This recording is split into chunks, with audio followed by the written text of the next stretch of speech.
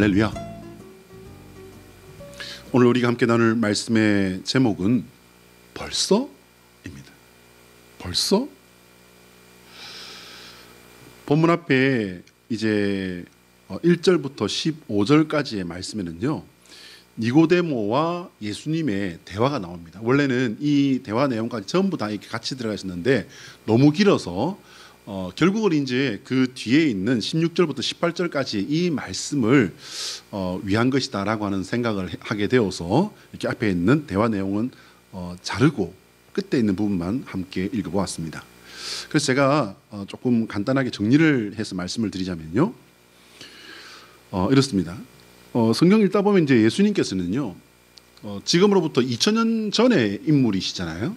근데 2000년 전이라고 하면 이건 뭐 우리나라 역사로 보더라도 굉장히 고대 사회에 들어갈 정도로 이렇게 아주 오래전 그런 인물입니다.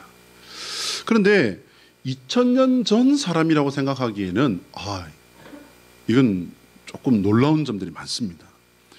예수님은 말씀에 대해서 굉장히 해박한 지식을 갖고 계셨어요. 그분의 신학적인 깊이라든지 말씀을 이렇게 꿰뚫어 보는 그런 어떤 그 지식이라든지, 그리고 그 말씀을 정확하게 사람들에게 인용을 하고 가르치는 그 능력은요, 탁월하다는 말로도 이건 부족합니다. 근데 그래요. 사실은 당신이 하신 말씀이고 당신이 무슨 뜻인지 그걸 말씀하셨으니까 누구보다도 그 뜻을 정확하게 아시는 것은 어쩌면은 그건 당연할 수도 있습니다. 그래서 정확하게 아신다라고 볼 수 있는데요. 그런데 이렇게 상담을 공부를 한 입장에서 이렇게 볼 때 예수님께서는요, 심리학적으로 상담학적으로 굉장한 깊이를 가지고 아주 탁월한 상담을 하시는 그런 모습을 볼 때가 있습니다. 예수님의 제자들에게 던지는 질문과 대답과 예수님께서 하셨던 행동들을 보면요, 이거는 뭐 감탄이 나올 지경입니다. 또한 예수님을 함정에 빠뜨리기 위해서 다가와서 질문하는 사람들에게 예수님께서 되받아쳐서 이렇게 질문하시는 모습은요, 이건 뭐 거의 입을 그냥 딱 벌리기에 좋은 정도라 할 수 있겠죠. 오늘 본문 앞에는 니고데모라고 하는 사람과의 대화가 나옵니다. 니고데모는요, 바리새인이고 사내들인 공회원으로 유대 사회의 지도층 사람이에요. 그러니까 우리 시대의 사람으로 할 것 같으면은 적어도 도의원 아니면은 국회의원까지 이렇게 볼 수 있는 그런 사람이겠습니다. 그가 하나는 예수님께 찾아옵니다. 근데 오늘 성경에는요, 이제 이 성경에 어떻게 기록되어 있냐면 밤에라고 되어 있어요. 밤에. 그 뭐냐면 굉장히 소심한 거예요. 두 가지 정도로 이렇게 풀이를 합니다. 그 뭐냐면요, 그의 심령이 아주 어둡고 길을 잃은 상태여서 밤에라고 이렇게 해석을 하는 분도 있고요, 그냥 단순히 시간적으로 밤에라는 거예요. 여러 가지 자기에게 맡겨진 바쁜 일들을 보고, 그리고 또 다른 사람들이 이목이 있으니까 내가 그래도 사회적 지위와 체면이 있는데 하는 그것 때문에 밤에 몰래 은밀히 찾아왔다라고 이렇게 기록되었다라고 보는 이들도 있습니다. 어쨌든 그는 예수님을 찾아와서 그렇게 말합니다. 랍비요라는 거예요. 랍비요. 랍비는 아무한테나 붙여주는 게 아닙니다. 선생님이라는 거죠. 그리고는 예수님께서 하셨던 그 모든 일들과 행동들에 대해서, 전하시는 말씀에 대해서 인정을 하고, 그리고 예수님께서 베푸신 그 행동들과 기적들에 대해서 이거는 사람의 일이 아니고요, 하나님의 일인 것을 제가 알겠습니다 라고 인정을 해드린 다음에, 그리고 이제 대부분 바리새인과 대제사장과 서기관이나 이런 사람들은 예수님을 인정하는 척하면서 뒤통수를 치려고 어디든지 걸리기만 걸려라, 그리고는 이제 시비 거는 듯한 그런 질문을 하기도 합니다. 그런데 이는 조금 다릅니다. 함정에 빠뜨리기 위함이 아니고 진심으로 알고 싶어서 예수님에게 질문을 합니다. 그래서 우리도요, 예수님께 진심으로 질문을 드릴 수 있어야 됩니다. 그래서 나의 무지를 깨뜨리고 나의 불신앙을 넘어서는 성도 되시기를 축원합니다. 니고데모의 질문은요, 다름이 아니라 거듭남에 대한 질문이었어요. 1절에서 15절까지 니고데모와의 그 대화가 나오는데요, 니고데모가 따까닥 이렇게 걸려가지고 오도 가도 못하고 있는 부분이 하나가 있어요. 그게 뭐냐 하면 모태에 다시 들어갔다 나와야 합니까? 라는 거예요. 거듭난다는데 나는 우리 엄마 몸에서 이렇게 태어나가지고서 이만큼 크고 나이까지 먹었는데 다시 그러면은 어머니의 못대로 들어가서 다시 태어난단 말입니까? 여기에 그냥 따까닥 걸려가지고 오도 가도 못하고 고민하다가 결국은 예수님께 찾아와서 여쭙는 데까지 나온 거예요. 어떻게 보면 이 말씀은 농담처럼 들리기도 합니다. 그렇지만 니고데모는요 정말 진지했습니다. 진지하게 예수님께 질문을 드렸습니다. 예수님께서는요 사람이 거듭나지 않고서는 하나님의 나라를 볼 수 없다라고 말씀을 하셨습니다. 여러분 근데 이 말씀에 대해서 여러분 믿음을 가지고 계십니까? 믿으시면 아멘? 사람이 거듭나지 않고서는 하나님의 나라를 볼 수 없다. 우리는 성경도 읽고 예수님의 그 역사들도 알고 또 이후에 교회의 역사도 알고 하기 때문에 여기에 대한 그 이해의 폭이라는 것은 니고데모와는 비교도 할 수 없는 그런 자료들을 가지고 있는 거예요. 그죠? 예수님의 이 말씀을 뒤집어 말하면요, 사람이 거듭나서 눈이 열리면 하나님의 나라를 볼 수 있다라는 말씀이 되겠습니다. 이 말씀에도 그 니고데모는요 다른 그 자기가 걸려있는 그 문제에 딱 눈이 박여가지고 오도 가도 못해요. 생물학적인 재출산으로만 이해하면서 예수님의 말씀이 도무지 이해가 안 됩니다.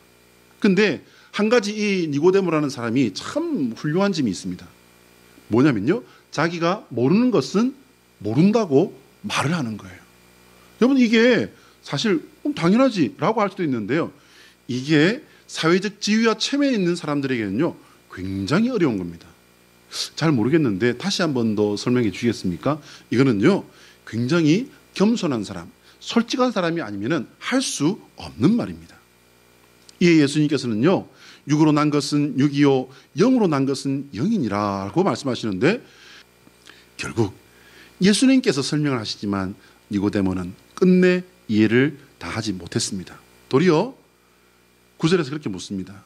어찌하여 그런 일이 있을 수 있나이까? 제가 교사의 입장이고 아이가 이렇게 묻는다면 어떻게 이렇게 될 수 있어요? 라고 묻는다면, 야, 내가 조금 전에 이야기했잖아. 정신 똑바로 안 차릴래? 이렇게 할 것 같은데 예수님께서는 그렇지 않습니다.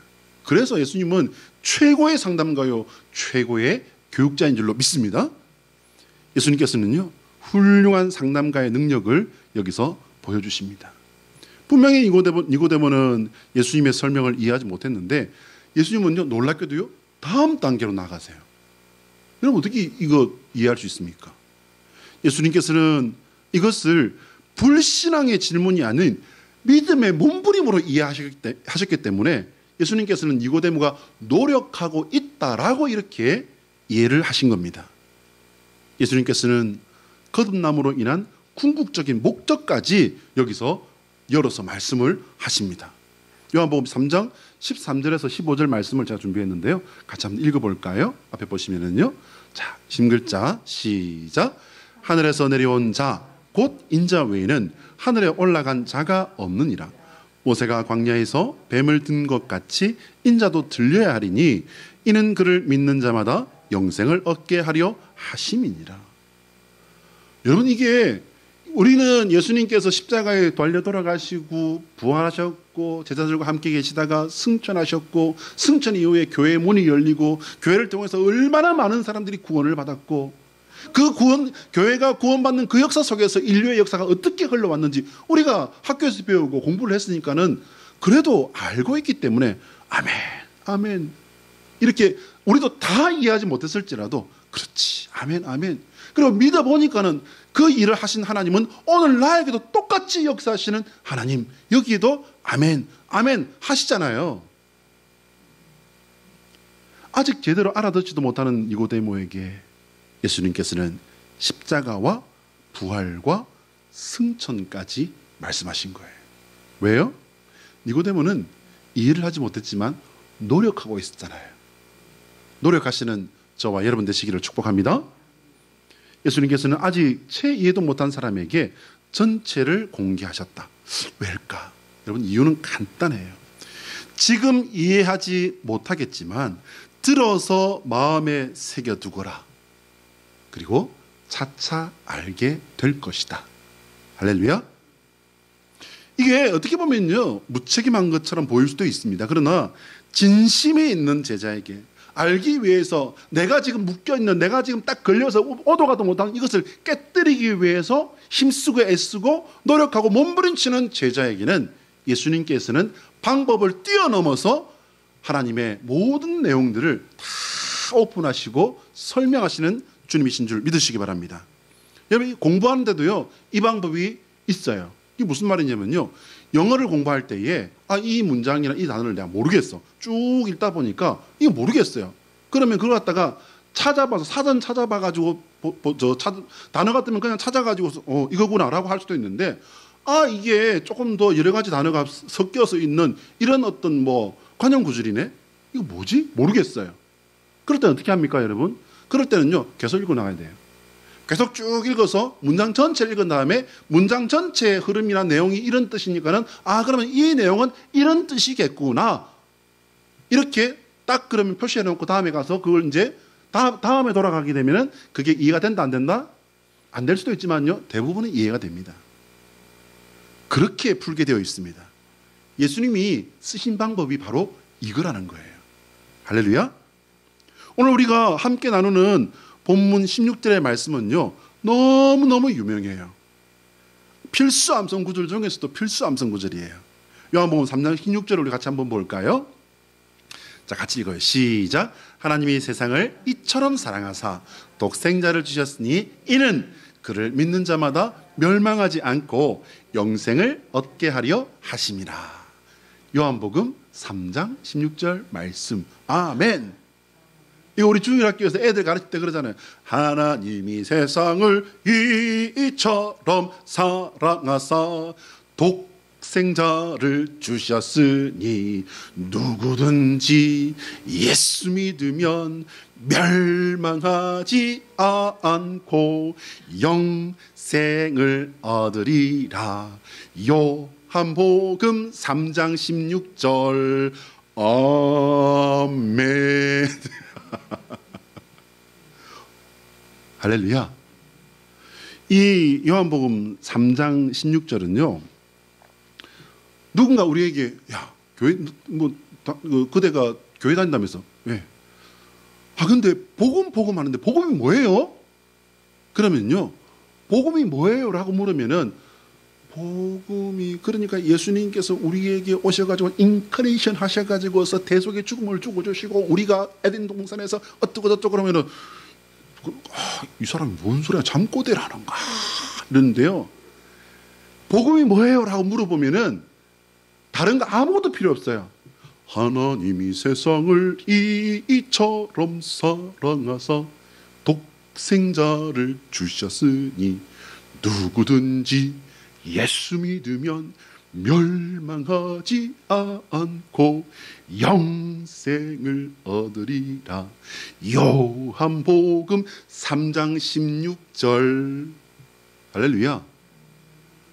여러분, 우리가 구구절절 다른 거 막 설명할 필요 없어요. 이거 하나.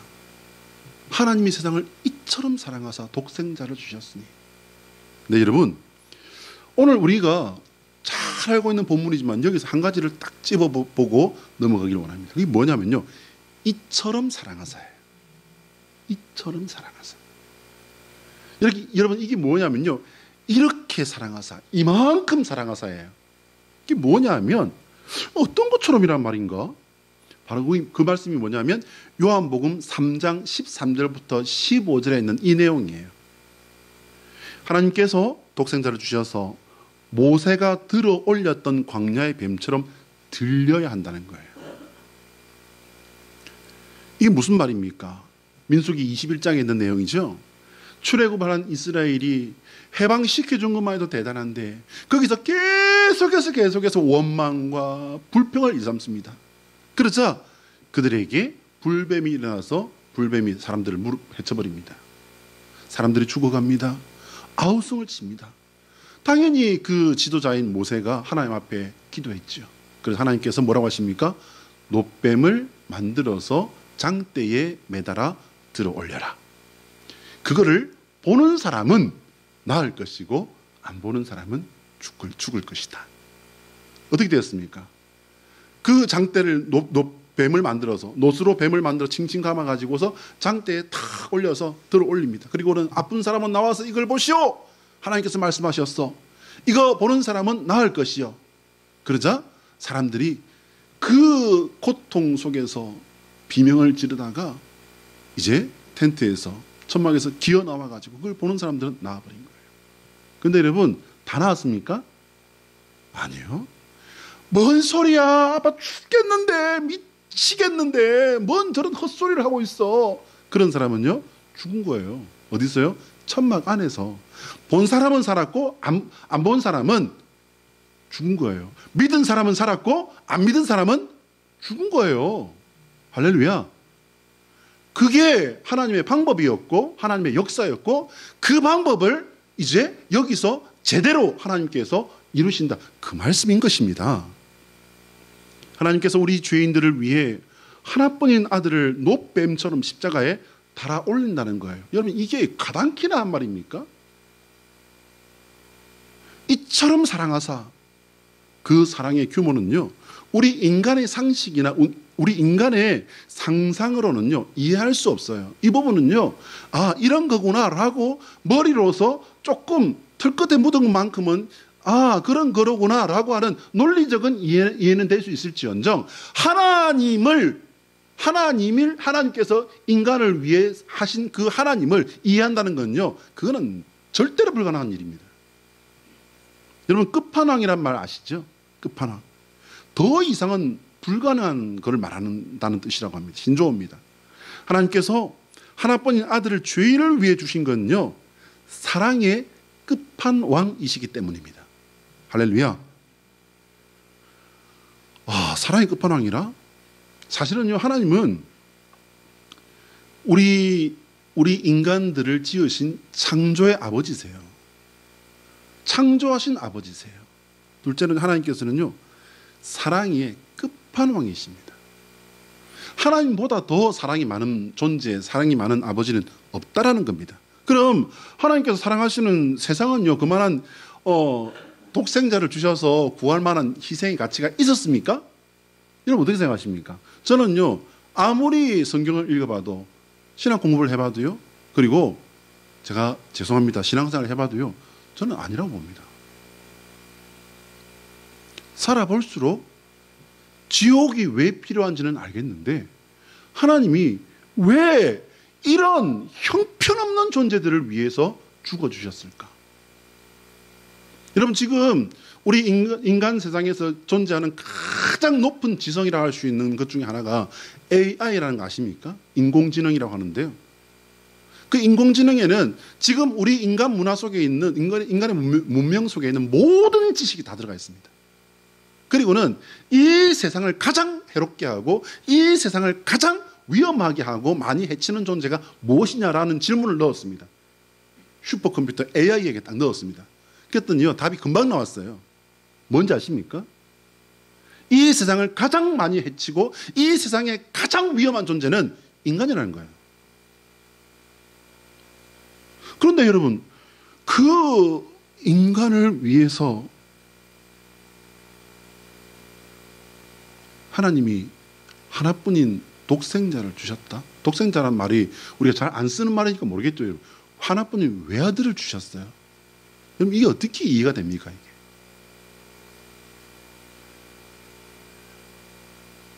여러분 하나님의 사랑에는 이유가 없어요. 왜 이유가 없습니까? 가치가 있어서 사랑하는 게 아니에요. 가치가 있어서 사랑하는 게 아니라 하나님은 우리가 당신의 자녀이기 때문에 사랑하시는 거예요. 할렐루야. 이것이 죄인인 우리에게는요 말로는 다할 수 없는 은혜라는 사실을 가슴에 박아 놓으시고 되씹고 생각하고 다시 되씹으면서 생각해야 될 줄로 믿습니다. 왜냐면요 하나님이 주신 사랑은 우리의 머리로는, 우리의 감정으로는, 우리의 이성과 우리의 지혜와 우리의 어떤 능력으로는 이해가 안 되기 때문이에요. 그래서 가슴에 꽉 박아놓고 니고데모가 다 이해는 못했지만 어쨌든 그것을 받아들이고 생각하면서 살았던 것처럼 우리도 이것을 생각하고 되씹어보고 묵상하고 되돌아보고 다시 한번 우리가 끄집어내어서 생각해보고 연구해보면서 살아야 할 줄로 믿습니다. 하나님의 본심은요, 사랑입니다. 그럼 하나님이 사랑이시라는데 하나님이 심판하신다잖아. 하나님이 심판은 뭡니까? 라고 말할 수 있습니다. 예, 심판은 하나님의 의무이고 사랑은 하나님의 마음입니다. 다시 한 번 더요. 심판은 하나님의 의무예요. 사랑은요, 하나님의 마음이에요. 한번 보시기 바랍니다. 신앙심이 아주 깊은 대법원 판사가 있습니다. 판사가 있어요. 그는 참 사랑이 많은 사람이고 평소에 많은 사람들을 위해주는 그런 아주 존경받는 인물입니다. 그런데 그에게 사랑이 많다라고 해서 범죄자를 사랑한다고 해서 범죄자가 범한 죄까지도 없는 걸로 해줘야 되는 것입니까? 그건 아닙니다. 그의 의무가 바른 판결을 하는 것입니다. 사랑의 마음과 관계없이 법은 법대로 정확하고 공정하게 판결을 해야 하는 의무가 있는 것입니다. 그리고 그 의무 때문에 당신이 직접 오셔서 십자가에 올라가 주신 것입니다. 할렐루야. 우리 요한복음 3장 17절을 같이 한번 읽어볼까요? 17절 시작. 하나님이 그 아들을 세상에 보내신 것은 세상을 심판하려 하심이 아니요 그로 말미암아 세상이 구원을 받게 하려 하심이라. 하나님께서는요, 심판을 위해 예수 그리스도를 보내신 게 아니란 말입니다. 하나님의 목적은 처음부터 우리가 에덴 동산에서 죄를 지음으로 잃어버린 것, 깨뜨려버린 것, 우리가 무너뜨려버린 것, 그걸 회복하시기 위해서 하나님은 이 모든 일들을 하신 겁니다. 그건 뭐냐면요, 바로 사랑의 관계예요. 하나님께서는 관계를 회복하기 위해서 이 모든 엄청난 일들을 이루신 겁니다. 엄청난 일이라는 것은요, 인간이 저지른 일이 그만큼 엄청나기 때문에 하나님께서 그것을 해결하기 위해 하신 일이 엄청나다는 그런 뜻이 되겠습니다. 여러분, 바른 관계, 좋은 관계는요 너무 중요한데요, 참 이게 쉽지 않습니다. 여러분, 좋은 관계를 위해서는요, 첫 번째가 자신을 희생하는 겸손과 사랑이 나부터 적용돼야 돼요. 알겠는데 너부터 해봐. 그럼요, 여러분, 안 되는 거잖아요. 당연한 것 아니겠습니까? 두 번째, 서로의 필요를 인정하는 마음이 있어야 됩니다. 네가 없으면 나 못 사나? 어떻게 생각하나? 이렇게 생각하면 관계가 되겠습니까? 그게? 관계 안 만들어집니다. 나는 당신이 필요합니다.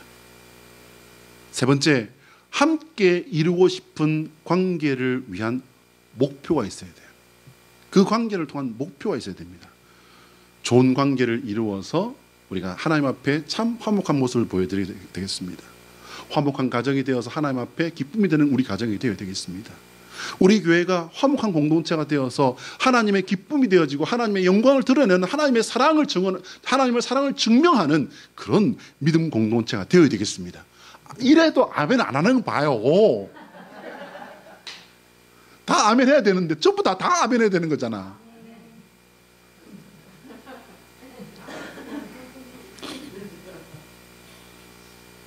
나부터 사랑하고 나부터 겸손해서 좋은 관계를 이루고 화목한 가정이 되고 하나님의 기쁨이 되어지는 화목한 믿음 공동체 되시기를 축복합니다.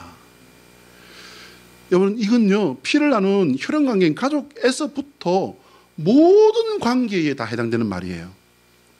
하나님과의 관계도 마찬가지입니다.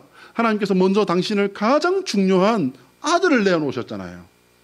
이보다 더 큰 거 어떻게 우리가 내놓을 수 있습니까? 돈을 내놓은들 이보다 더 클 수 있습니까? 아니면 내 아들을 내놓는다고 한들 하나님의 아들만큼 되겠습니까? 물론 나한테는 하나님의 아들만큼 될지 모르겠지만 객관적으로 본다면 같을 수 있습니까, 여러분? 회복과 구원이라는 목적을 위해 자기를 부인하고 희생해 주신 겁니다. 이 모든 걸 한마디로 딱 줄이면 뭐가 될까요, 여러분? 함께가 되는 거예요. 함께. 아무리 좋은 관계도 눈에서 멀면 마음에서도 멀어집니다. 아이 교육을 위해서 여러분, 그 세상에서 없으면 죽을 것 같아서 결혼을 한 사이인데 이제 아이 교육을 위해서 외국에 나갔습니다. 내 배우자가. 그래서 기러기 아빠가 되고 기러기 엄마가 됩니다. 어떻게 됩니까, 여러분? 대부분 다 이혼합니다. 대부분 다 이혼합니다. 하나님께서 예수 그리스도를 보내신 것은요, 여러 가지 이유가 있지만 첫 번째는 예수님만이 하나님께서 열어주시는 유일한 구원의 문이기 때문입니다. 세상 사람들은요, 다른 수많은 방법이 있다 말합니다. 구원의 문은요, 세상 사람들은 어떻게 말을 할지 어떻게 믿을지 모르겠지만 오직 예수 그리스도 외에는 없다는 사실을 믿으시길 바랍니다. 두 번째는요, 하나님께서 예수 그리스도를 보내신 것은 내가 이렇게 사랑하였으니 너희도 나를, 그리고 너희 서로를 이렇게 사랑하도록 하여라. 하나님의 이 사랑을 받아 닮아가시는 저와 여러분 되시기를 축복합니다. 하나님의 이 사랑은요, 자격이 있어서가 아니라 자녀이기 때문이다라는 거, 이거 기억해 놓으시기 바랍니다. 요한복음 3장 18절의 말씀을 같이 읽으면서 말씀을 마무리하겠습니다. 자, 시작. 그를 믿는 자는 심판을 받지 아니하는 것이요 믿지 아니하는 자는 하나님의 독생자의 이름을 믿지 아니함으로 벌써 심판을 받은 것이니라. 할렐루야. 여기서 벌써가 나오네요. 근데 제가 묵상한 것은 이 벌써하고는 조금 다른 거예요. 여러분, 믿는다는 것은요, 아주 단순합니다. 단순하기 때문에 그건 하나님의 책임이 아니고 우리 책임이 되는 거예요. 무슨 말이냐면요, 복잡했다면은 하나님께서 믿음을 그렇게 만드셨으니까 하나님 그것 때문에 우리가 못했어요 라고 하겠지만, 믿음이라는 것은 너무 단순하기 때문에 하나님께 그걸 우리가 변명할 수가 없는 겁니다. 여러분, 믿는다는 것은요, 분명하고 영원한 선택을 말하는 것이에요. 깨달으시면 아멘. 믿음은 여러분 선택입니다. 예수 그리스도를 통해 나에게 행하신 하나님의 사랑을 선택하고 받아들이는 것, 바로 이겁니다. 그리고 여기 한 가지를 더해서요, 따라가는 것. 그리고 마지막으로 다 통틀어서 뭐라고요? 예수님과 함께 가기를 선택하는 것, 그겁니다. 예수님께서 설명을 하셨음에도 불구하고 니고데모는요, 이해 못했습니다. 어떻게 이런 머리로 이렇게 국회의원까지 하지? 라고 생각할 수도 있습니다. 반대입니다, 여러분. 너무 많은 지식이 있고 너무 많은 생각이 있고 너무 많은 것들을 배웠기 때문에 합리적으로, 논리적으로, 지식적으로, 상식적으로 생각하다 보니까 그 거듭남에 딱 걸려가지고 다른 걸 생각하지 못하는 그런 사람일 가능성이 훨씬 높지 않을까요? 그러나 예수님은 그를 포기하지 않으십니다.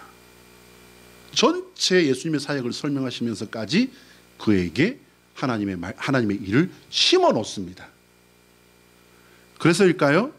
니고데모는요, 예수님의 제자로 마지막까지 살았던 것을 우리가 성경에서 찾아낼 수가 있어요. 요한복음 7장 50절에서 52절에 정당한 절차와 신문 없이 죄인을 죽이는 것은 불법입니다 라고 이렇게 예수님을 간접적으로 딱 보고하면서 막아선 사람이 누구였습니까, 여러분? 이 니고데모였습니다. 또한 그런 예수님께서 무덤에서 묻힐 때 비싼 향유와 모략 100근을 들여서 예수님의 죽음을 애도했던 이도 니고데모였습니다. 여러분, 남이면 할 수 있습니까? 제자였기 때문에 할 수 있었던 겁니다. 그는 예수님의 12제자처럼 적극적으로 헌신하며 따르지 못했지만요, 자신의 지위와 신분을 최대한 이용해서 예수님께 충성한 인물로 지금도 평가되고 있다는 사실을 여러분 잊지 마시기 바랍니다.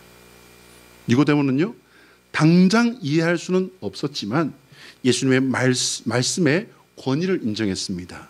예수님께서 행하시는 일들이 하나님께서 행하시는 일들임을 그는 보고 믿었습니다. 그렇기 때문에 예수님을 따르기로 선택을 했던 것입니다. 알았기 때문에 믿었고, 그렇게 믿었기 때문에 따랐습니까? 아니요, 여러분. 믿었기 때문에 따랐고, 따랐기 때문에 알게 된 거예요. 할렐루야.